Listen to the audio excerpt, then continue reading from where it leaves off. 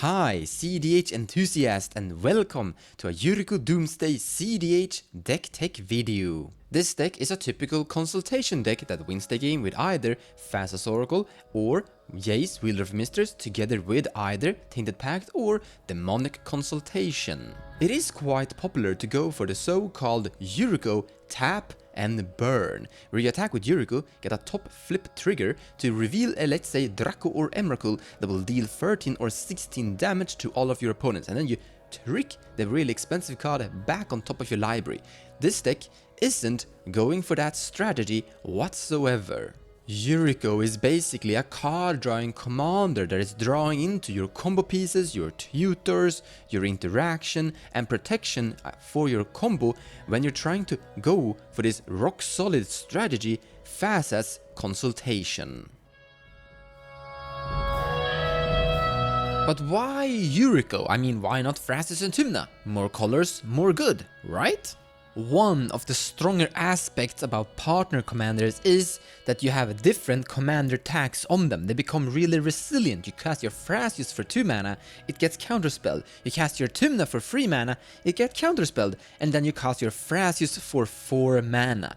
Partner commanders like TNT are really resilient, but Yuriko the Tiger Shadow, with her commander ninjutsu, is like a cockroach. You can't get rid of her, she just keeps coming back. So if you like the aspects of partner commanders' resilience, then I think Yuriko might be something for you, because she's even more resilient than the TNT, because her commander tags never goes up. Also, it is a little bit easier to get Yuriko's card drawing value engine going. All that you really need is 2 lands in your hand that is gonna tap for black and blue, then one mana cost creature that is somehow unblockable. Changeling Outcast is a perfect example because this is actually also a ninja, but also for 1 black mana only, unblockable 1/1. So turn 1, tap Watergrave, cast Changeling Outcast, play Island land, turn 2, attack with the Changeling Outcast and Commander Ninjutsu in Yuriko and get the card draw to your hand, and from here you're able to stabilize, going through your deck and consistently find the combo pieces that you need and win the game. And even though we're not going for the so-called tap and burn Yuriko playstyle, the element will always be there. So if the game goes really long, you have that Plan B group slug style with Yuriko when you attack and you flip into, let's say, a fierce guardianship, which means each opponent will lose 3 life. That is a cute bonus to the strategy that we already have. Card draw and a low mana cost commander that is really pesky to get rid of is already good. Dealing damage to all of your opponents is a small bonus. And then we have cards like Dig Through Time. That is an actual functional card that you could play in other cEDH decks as well. Okay, you usually don't play it because of Nauseam and Dark Confidant, but sometimes you actually run the big instant. So if you flip this with your Yuriko, that's 8 life to all of your opponents. When I think about it, I've actually seen people play Dark Confidant and Dig Through Time in the same deck. That's what I call brave. With a huge card draw that we get consistently from our ninja commander, we usually want to have 3 to cast spells. And this is where Yuriko have actually received an upgrade, a Deadly Rollick. If you control your commander, which you really do with this one, you will always have your commander in play in general with this deck. You may cast this without paying any mana for it, but when you flip into it, it's 4 loss of life to all opponents. I would also like to make a shout out for Snuff Out, often forgotten. You can pay 4 life instead of paying the mana cost for this thing if you control a swamp. Destroy target non-black creature, it can't be regenerated. This is a perfect card for Yuriko that is usually sitting with 8 cards or 9 cards in the end step and don't really know what to do with them, and usually don't have that much mana access. So you usually want to have some free to cast spells with high CMC inside the deck. This is where Phrastus decks and Yuriko decks will usually differ. Thrasius never say no to mana. The more mana Thrasius got, the more he can activate and the more cards you can draw. So he doesn't care if he's mana flooding. But you might accidentally mana flood with Yuriko. You don't want too much mana with her, and you usually build the deck around being able to play on a really low amount of mana. You already really need these last 2 lands for your 1 mana cost unblockable creature, then 2 mana for your ninjutsu, and then you're going to draw into more lands and more spells. But usually everything inside this deck is either on a really low mana cost or free to cast. So even though you're playing on a really low amount of lands usually, and you don't have that much ramp in the deck at all, this is actually still a control deck. With a huge card draw that you're gonna gain, free to cast spells will always be able to dictate and direct the game flow. And running these, still being able to go for the late game burn group slug style. But you could actually abandon that style as well. Nothing wrong with that. For example, Odd Nauseam is a really strong card in general, and you could build your deck towards more of a Turbo Odd Nauseam playstyle, where you cast Odd Nauseam and the CMC cost in your deck is so low that you're able to draw pretty much your entire deck, or enough cards to draw into fast mana tutors, which are going to assemble your win con on the spot. But what about the actual Doomsday combo and package inside this deck? Doomsday is a really cool card for Yuriko in general, because you can cast Doomsday, put some really expensive cards on top of your library. If you have a bunch of ninjas, let's say we have 3 ninjas, including Yuriko, we attack, we flip 3 top cards of a library, Draco, Emrakul and some other things, we basically kill all opponents with a burn strategy.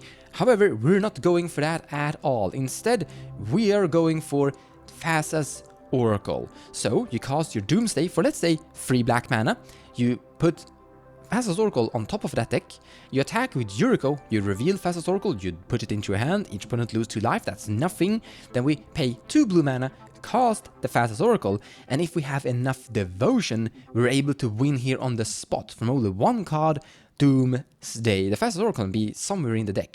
Thassa's Oracle is a huge upgrade compared to Laboratory Maniac, because you can actually have cards remaining in your library and still win the game with Thassa's Oracle. That means that the Doomsday pile is easier and better, and that means we can have more free slots open for the deck in general. But there are a few cards we could include that are actually good in general. Let's begin with attacking with Yuriko, drawing the first card, which is a Gitaxian Probe. Pay 2 life, draw a new card, without paying any mana whatsoever.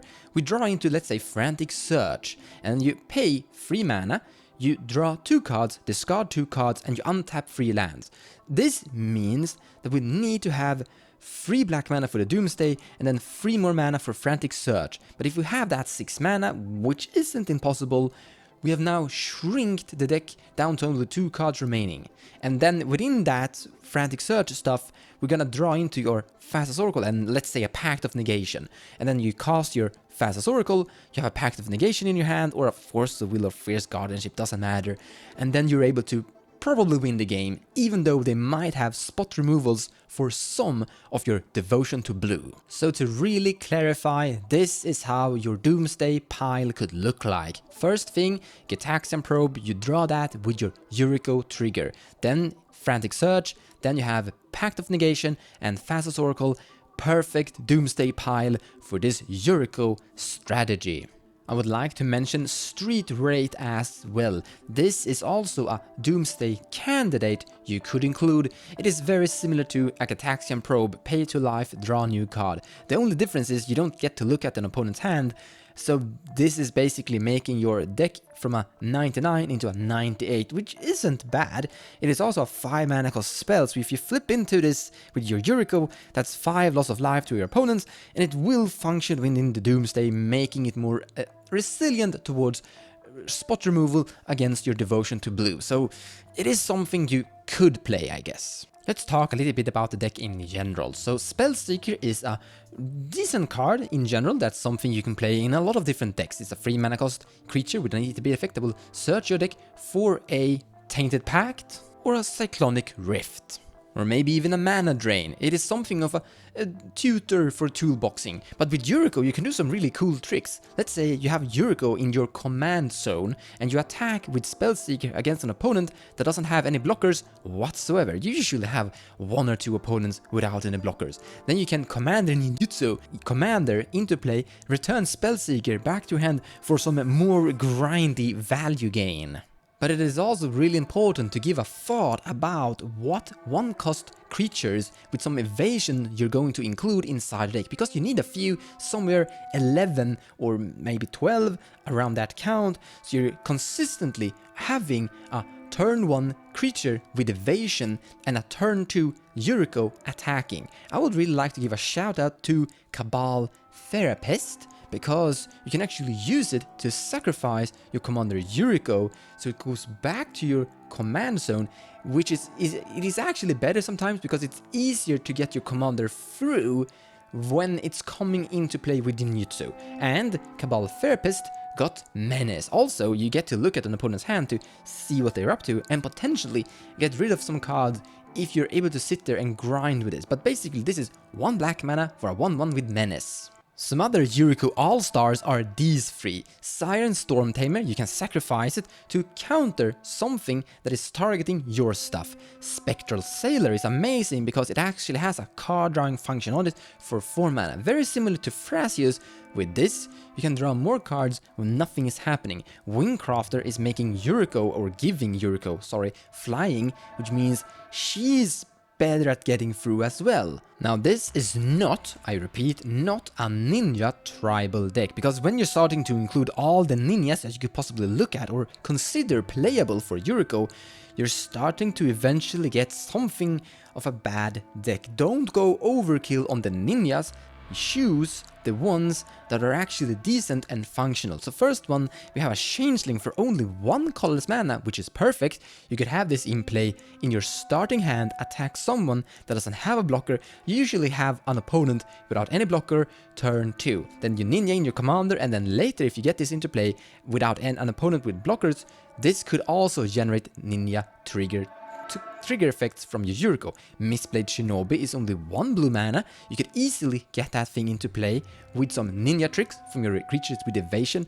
Finally, I would like to say that this is a deck that is a little bit tricky to assemble on a budget, and that is because of the Tainted Pact. Now, Tainted Pact is actually quite expensive, but the mana-based Tainted Pact is demanding, also makes it expensive. A usual typical all-star inside the Yuriko decks is back to basics, because with only 2 colors and the color ended of blue, you can easily include a lot of different basic lands inside this deck. But with Tainted Pact you can't actually do that. You can have a maximum of 4. You can have Island, then you can have Snow-Covered Island, because those actually have 2 different names, and you can have Swamp and Snow-Covered Swamp, but after that you have to fill your deck with a lot of non-basic lands, sadly. Yuriko is an aggressive, fast combo deck that is really consistent, drawing a lot of cards, extremely resilient, and has some fast, cool combo wins with Doomsday, Tainted Pact, and Fast as Oracle. Also with some group slug potential for the late game. And I hope this is a deck that you're gonna enjoy. Thank you so much for watching, and I hope you enjoyed the video. If you like what I do and you wanna support me, feel free to share my videos or even checking out my Patreon page. Also, purchasing cards from the TCG Players website using the affiliate link in the description below of the video will also help the channel grow. So a big thank you to all of you.